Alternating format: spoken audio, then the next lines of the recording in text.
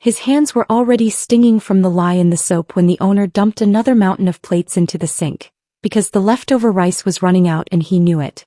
Then the restaurant went dead silent. Not from the fear of a closed kitchen, but because a Korean Mafia boss had just walked in. And when he saw the small wet photograph tucked into the boy's sleeve and realized who had been bleeding him dry, he didn't order food. He decided who would never see the sunrise. If this story pulled you in, make sure to hit that subscribe button so you never miss what's coming next. I've got another unforgettable story dropping tomorrow. And while you're here, jump into the comments and tell me where you're watching from. I love seeing our community from all around the world. Alright, let's get back into it. Jang Seojun had forgotten what it felt like to be warm. For months ago he knew exactly where he belonged. In a tiny room above a bakery that smelled like toasted sesame. In a soft bed next to his mother, watching the neon lights of Seoul flicker against the ceiling. In a life that was hard but was safe. Now he had nothing. No home, no mother, no bed. Just a pair of small red hands that never stopped working and a photograph that he treated like a holy relic. He stood on a milk crate in the back of the kitchen. His gray sweater was 3 sizes too big, the sleeves rolled up but constantly sliding down into the greasy water. Even though the steam from the industrial dishwasher made his face slick with sweat, he didn't dare slow down. Beneath the wool, his ribs were sharp enough to cut. He couldn't let the owner see him falter. He was invisible here. He had learned to be a shadow. He watched the clock with wide, tired eyes, counting down the minutes until he could reach for the scrap bucket. He hadn't had a real meal in 3 days. His stomach had stopped growling yesterday. Now it was just a hollow, throbbing ache that pulsed with every plate he scrubbed. The owner appeared at the kitchen door. A man with a face like a fist and eyes that only saw profit. He tapped a cigarette against the doorframe. Faster, brat. We have guests in the front. Important ones. Seojun's throat tightened. He opened his mouth to ask for a glass of water, but no sound came out. The owner didn't wait. He just gestured toward the front of the house where the air had suddenly turned heavy, like the atmosphere before a lightning strike. Seojun exhaled slowly, his hands gripping a porcelain bowl so hard his knuckles turned white. He set it down carefully as if it might shatter and take his last hope with it. He looked down at his sleeve, checking the corner of the photograph he kept hidden there. "I'm coming, Yama," he whispered into the steam. "I'm still here." Seojun looked down at the gray, murky water, his reflection broken by the ripple of a floating piece of grease. For a moment, the steam rising from the sink didn't smell like dish soap and old food. It smelled like the toasted sesame oil and warm sugar of his mother's kitchen. In that memory, he wasn't the dish boy, or the brat. He was Seojun, the boy whose mother, Micha, told him he was named after the stars because he was meant to shine even in the darkest night. But the stars had gone out 10 months ago. It had started with the frantic clicking of a door lock and the heavy rhythmic thud of his father's heart against his back as he hid Seojun in the floorboards of their tiny apartment. His father, a man once proud and gentle, had become a ghost of himself, hollowed out by the flashing lights and spinning wheels of the underground gambling dens in Gangnam. He had chased a wind that never came, and in his wake he left a trail of IOUs signed in blood to men who didn't accept apologies. The night his mother disappeared was silent. A terrifying, clinical kind of silence. She had kissed Seojun's forehead, tucked the small silver-framed photograph of her as a young woman into his palm and told him to wait. "Don't come out until the sun touches the floor," she had whispered. She had walked out the door to negotiate for his father's life, or perhaps for his own. She never walked back in. 2 days later the vultures had come. They didn't find his mother, and they didn't care about his father's body, which had been pulled from the Han River that morning. They only cared about the 40 million won debt that had now fallen onto the narrow shoulders of a child. They had laughed when they saw him, a thin boy shivering in a corner, clutching a photograph like a shield. They didn't kill him. They realized a living debtor was more useful than a dead one. "You're nobody now," the lead thug, a man with a jagged scar across his knuckles, had sneered. "No name, no home, no family. You're just a pair of hands that belongs to us until everyone is paid." They had stripped the apartment of the blue curtains, the soft blankets, and even his mother's cracked ceramic tea set. They sold his life piece by piece until all that remained was the boy himself and the hidden photo he had managed to tuck inside his waistband. Since then, Seojun had moved through the world like a shadow. He had learned to sleep standing up in alleyways and to wash dishes until his fingernails bled, all to satisfy a debt that only seemed to grow larger with every passing day. The steam in the kitchen cleared for a second, and Seo-jun blinked, the harsh fluorescent light of the restaurant biting at his tired eyes. He reached into his wet sleeve, feeling the sharp corner of the photo's frame pressing against his skin. It was his only proof that he had once been loved, that he had once had a name. He didn't know that in the front of the house, a man was currently staring at that very same face in a different memory. A man who was about to give the boy with no name a reason to remember it. The heavy kitchen door swung open with a violent bang, cutting through the thick, humid air of the scullery. The industrial fan rattled in its housing, but it couldn't drown out the sound of heavy, deliberate footsteps. The kind of footsteps that belonged to men who never had to ask for permission to enter a room. Seo-jun's heart hammered against his ribs like a trapped bird. He didn't need to look up to know who it was.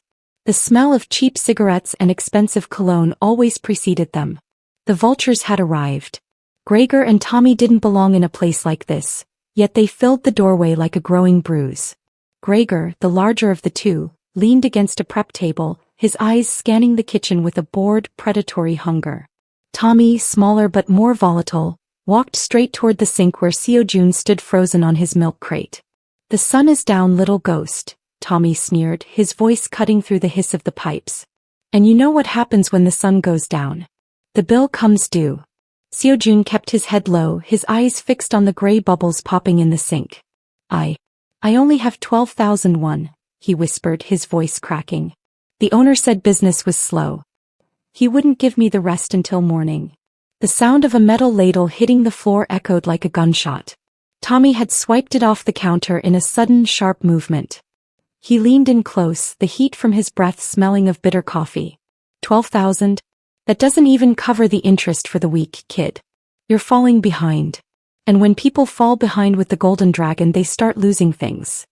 Tommy's hand reached out, grabbing Seo-jun's wet shoulder and squeezing until the boy winced. "Maybe we take that sweater. Or maybe we take that little scrap of paper you're always hiding in your sleeve. What do you think that photo would fetch on the street? Probably nothing to us, but it's worth a lot of pain to you, isn't it?" "Please," Seo-jun gasped, his small hands gripping the edge of the porcelain sink so hard his knuckles turned white. "I'll work double shifts. I won't eat. Just, don't take it." Gregor laughed from the doorway, a low, guttural sound. "You're already not eating, kid. Look at you. You're vanishing." He stepped forward, his shadow falling over the sink, plunging Seo-jun into darkness. "We're bored of waiting. If the money isn't right by tomorrow, we're moving you to the docks. They have plenty of dishes to wash there, and they don't care if you ever come up for air." They stood there for a long moment, savoring the boy's terror, letting the threat hang in the steam like poison. Seo-jun felt the sharp corner of the photograph pressing against his arm, his only anchor to a world that no longer existed. He squeezed his eyes shut, praying to be invisible, praying for a miracle he didn't believe in. He didn't hear the front door of the restaurant open. He didn't see the owner's face turn ashen as a different kind of shadow crossed the threshold. He only felt the vultures suddenly go still, their attention snapping toward the kitchen door as the air in the room grew inexplicably cold. The predators had sensed something much higher on the food chain.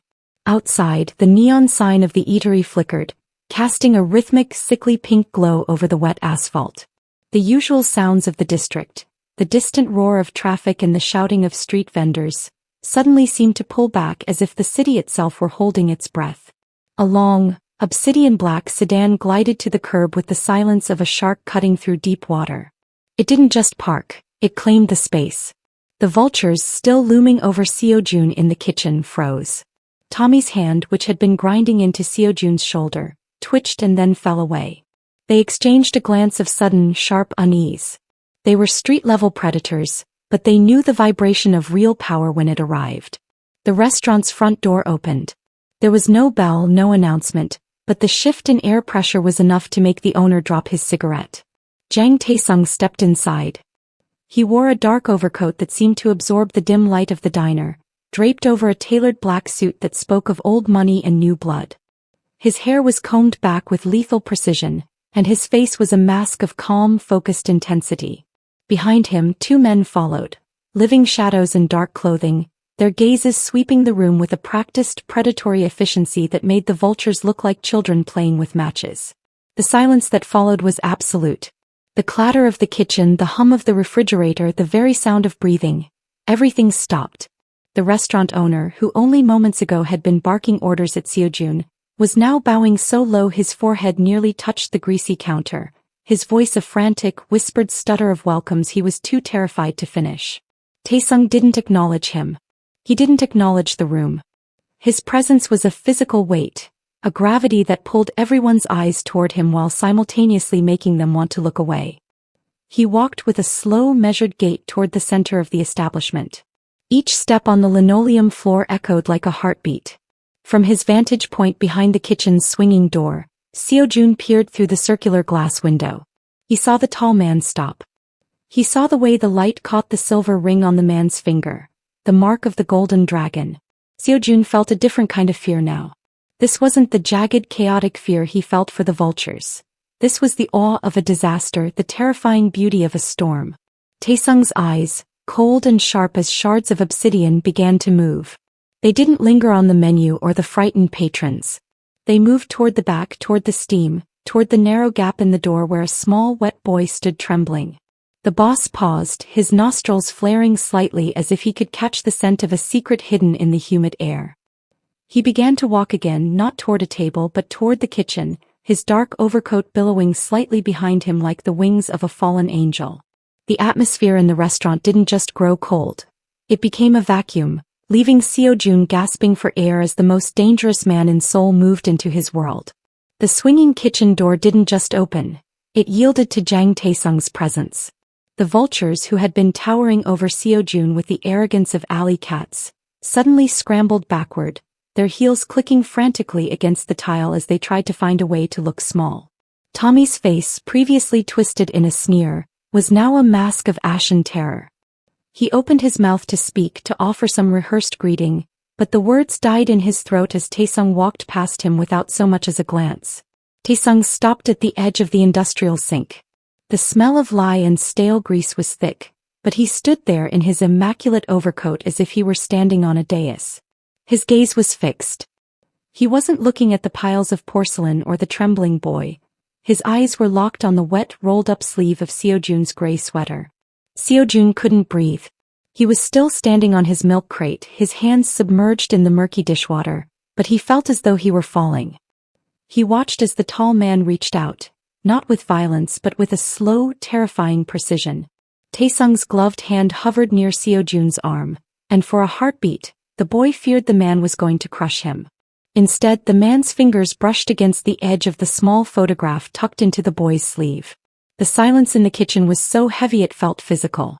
Even the industrial fans seemed to quiet their hum. Taesung stared at the damp, silver-framed image of the woman with the cherry blossom hairpin and the soft, knowing smile.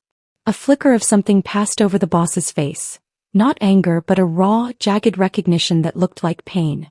His jaw tightened, a muscle jumping in his cheek as he leaned down until he was at eye level with the terrified boy. Seojun's wide, tired eyes met Taesung's obsidian gaze. In that moment, the boy felt the man's authority, but he also felt a strange, electric connection, a pull of blood calling to blood. Taesung's voice, when it finally broke the silence, was a low, gravelly vibration that seemed to shake the very foundations of the building. He didn't ask about the debt. He didn't ask who the boy was working for. Where did you get this picture? The question hung in the steam like a thunderclap. Seojun's lip trembled, his voice barely a thread of sound. It's my mother's. She told me it was the only thing that mattered. She told me the golden dragon would know her face. Taesung's hand went still. Behind him, the vultures let out a strangled gasp, realized they were standing in the presence of a ghost. Taesung didn't look back at them.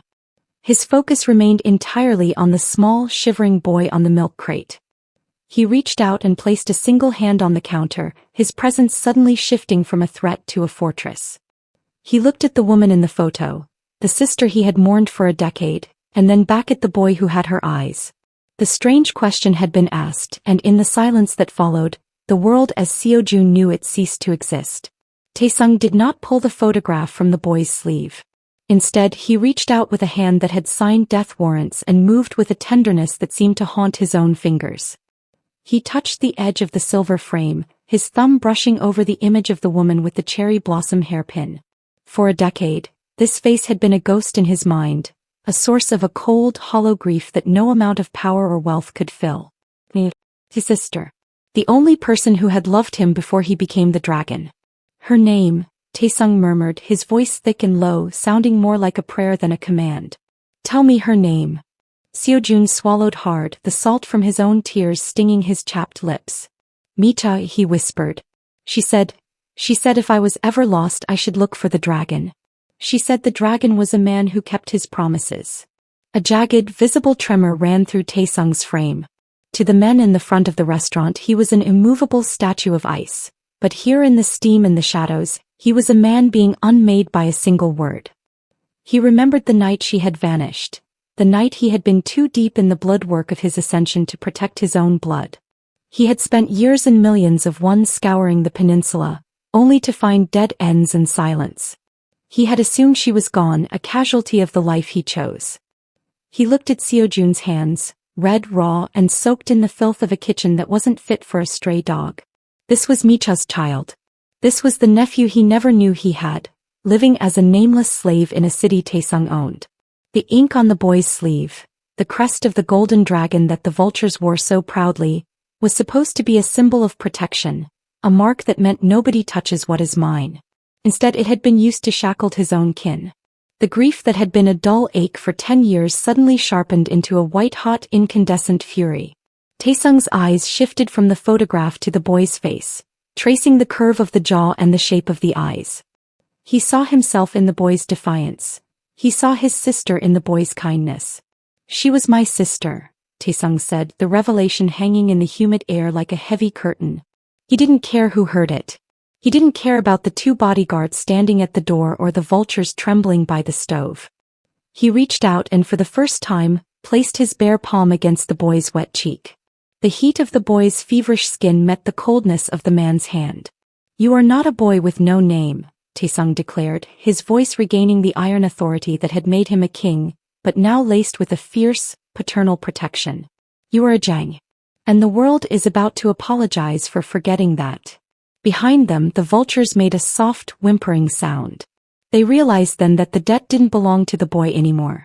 It belonged to them. And Jang Taesung was a man who collected every debt with interest.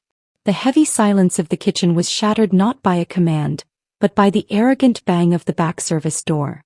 The vultures, Gregor and Tommy, had returned, having grown impatient waiting in the alley for their cut of the boy's meager earnings. They strutted into the room with the practiced swagger of men who believed they owned every shadow in this district, their eyes fixed solely on the small figure at the sink. Time's up, brat. Tommy shouted, his voice echoing off the stained tile walls. He was busy flicking a switchblade open and shut, the metallic click-clack sounding like a countdown. We saw the big cars out front. The owner is busy kissing some rich guy's boots, which means nobody is watching the back. Empty your pockets or we take the photo and the skin off your back to match. Gregor followed behind, laughing as he lit a cigarette, oblivious to the 3 men standing in the dim light near the industrial dishwasher. To them, the tall man in the overcoat was just another important guest, who had likely lost his way to the restroom. They didn't see the way the 2 bodyguards in the shadows had already unbuttoned their suit jackets, their hands hovering near their belts. Hey pal, Gregor said, blowing a cloud of smoke toward Taesung's back. Kitchen's closed to tourists. Why don't you take your fancy coat and head back to the bar? We've got business with the help. Seojun felt the world tilt. He looked from the terrifying men who had spent months breaking his spirit to the man whose hand still rested warm and solid against his cheek. The boy's breath hitched in his chest. He wanted to scream, to tell them to run, but the air in the kitchen had become so thick with impending violence that he couldn't make a sound. Taesung didn't turn around immediately. He slowly withdrew his hand from Seojun's face, his fingers curling into a fist so tight the leather of his glove groaned. He didn't look like a man who was afraid. He looked like a god who had just discovered an infestation in his temple. You, Taesung said, his voice a low vibrating hum that made the water in the sink ripple. You are the ones who collect for the golden dragon? Tommy sneered, stepping forward and pointing his blade toward Taesung's chest. That's right. And we don't like strangers asking questions. This kid owes us 40 million won, and unless you're planning on writing a check, you're about to find out how we handle interlopers. Taesung finally turned. The movement was slow, deliberate, and predatory. When the light finally hit his face, the sneer on Tommy's lips didn't just fade, it curdled. The vultures saw the silver ring on his finger, the precise cut of the suit, and the obsidian coldness in his eyes that only comes from a lifetime of making people disappear. The cigarette fell from Gregor's mouth, hissing as it hit the wet floor. The switchblade in Tommy's hand began to shake so violently it rattled.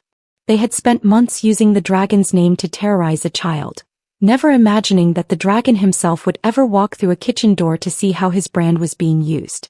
The unlucky arrival had turned a routine shakedown into a death sentence.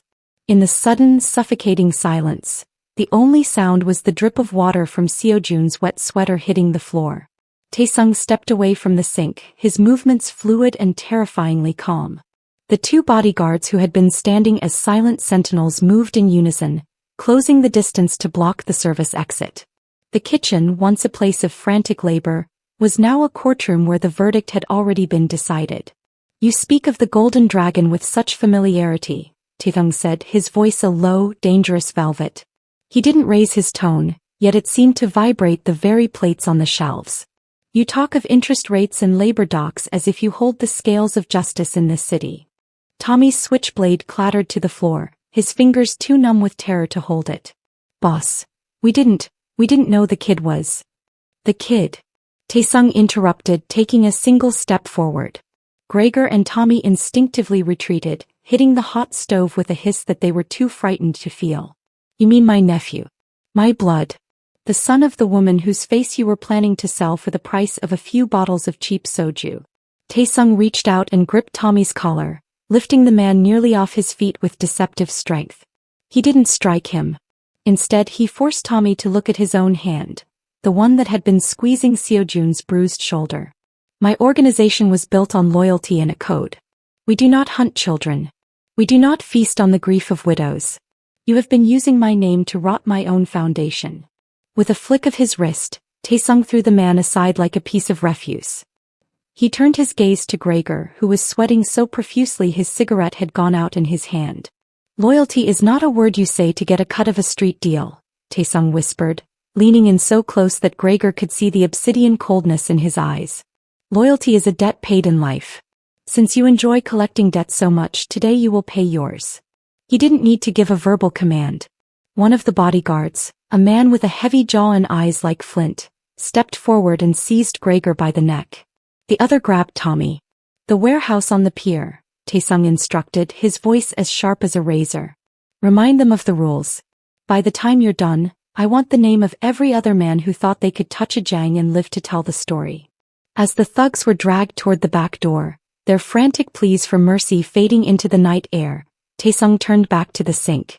The fury that had colored his face drained away, replaced by a somber, aching regret.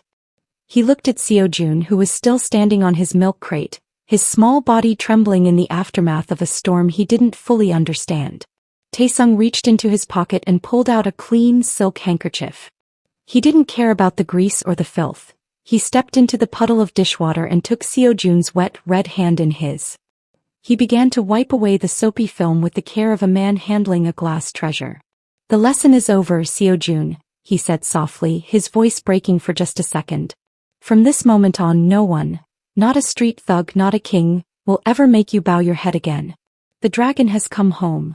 The transition from the kitchen to the world of Jang Taesung was as sudden as a dream and as silent as a snowfall. One moment, Seojun was standing in a puddle of greasy dishwater. The next he was being ushered into the back seat of the black sedan. The leather was cool and smelled of expensive cedar, a scent so far removed from the stench of the scullery that Seojun felt lightheaded. He huddled against the door, his wet sweater leaving a damp patch on the pristine upholstery, but Taesung didn't flinch. Instead, the man reached out and draped a heavy camel hair coat over the boy's shoulders. The warmth was immediate. A thick, suffocatingly beautiful heat that made Seojun's eyes burn with unshed tears. The car glided through the neon-soaked streets of Seoul, climbing away from the grimy alleys and toward the quiet, guarded heights of the city. When the iron gates of the estate finally swung open, Seo-jun pressed his forehead against the window. He saw a world of stone lanterns, manicured gardens, and a house that looked like a fortress made of glass and wood. Taesung led him inside, his hand never leaving the boy's shoulder. They bypassed the grand foyer and moved straight into a dining room where a long table of polished dark wood stood beneath a chandelier that sparkled like a cluster of stars. There were no porcelain stacks here, no steam and no shouting. "Sit," Taesung commanded gently. Within minutes, the table was transformed. This wasn't the scrap bucket or the cold, leftover rice Seo-jun had lived on for months. A woman in a crisp uniform placed a steaming bowl of mayakguk, seaweed soup, in front of him, followed by plates of braised short ribs and warm, fluffy white rice that smelled like home. The steam rose in soft, inviting curls, hitting Seo-jun's face and melting the last of the kitchen's chill from his bones. Seo-jun looked at the silver spoon, then up at his uncle. His voice was a tiny, fragile thing. "Is this for me?" Taesung sat across from him, his dark overcoat removed, revealing the powerful silhouette of a man who had finally found the piece of his soul he had been missing. "Everything in this house is for you, Seo-jun. Eat. You have a lifetime of hunger to make up for." The first bite was overwhelming. The rich, savory broth coated his tongue, and the warmth spread through his chest, finally silencing the hollow ache that had been his only companion for 10 months. As he ate, Seo-jun felt the weight of the photograph in his sleeve. For the first time since his mother had walked out that door, he didn't feel the need to hide it. He set the small silver frame on the table next to his bowl. Taesung watched him, his obsidian eyes softening as they moved between the boy and the photo of his sister. He realized that while he had spent years building an empire of fear, the true gold of the dragon had been sitting in a dish pit all along. The golden door had opened, and as Seo-jun took a second helping of rice, the boy realized he wasn't just being fed, he was being reclaimed. The nightmare was over, and for the first time in his life, the stars Micha had promised were finally beginning to shine. 10 years had passed since the steam of a back-alley kitchen had clouded Jang Seo-jun's vision, but the memory of the cold dishwater still lived in the back of his mind, a necessary ghost that kept him grounded. Today the air around him was different, crisp, thin and smelling of expensive rain and ozone. He stood on the private balcony of a skyscraper that pierced the Seoul skyline, a structure of steel and glass that overlooked the very streets where he once begged for scraps. Seo-jun was no longer the thin, shivering boy on a milk crate. At 18 he had grown into a mirror of the man who had rescued him. He wore a charcoal gray suit tailored with surgical precision, his shoulders broad and his gaze steady. The red, raw skin of his childhood had been replaced by the smooth, disciplined hands of a scholar and a warrior. He had spent the last decade under Taesung's shadow, learning that power wasn't just about the strength of one's fist, but the weight of one's word and the depth of one's loyalty. A heavy door slid open behind him, and the rhythmic, familiar click of polished shoes announced the arrival of the dragon. Jang Taesung walked to the railing, his hair now touched with silver at the temples, but his presence remained as formidable as a mountain. He didn't speak immediately. He simply stood beside his nephew, looking out at the sprawling city they now ruled together. "The vultures are long gone, Seo-jun," Taesung said, his voice a low rumble that carried the warmth of a father and the pride of a king. "And the men who replaced them know your name before they know their own. Do you still think of the kitchen?" Seo-jun reached into his inner pocket and pulled out a small object. It was no longer tucked into a wet sleeve, but encased in a frame of solid white gold. He looked at the face of his mother, Mi.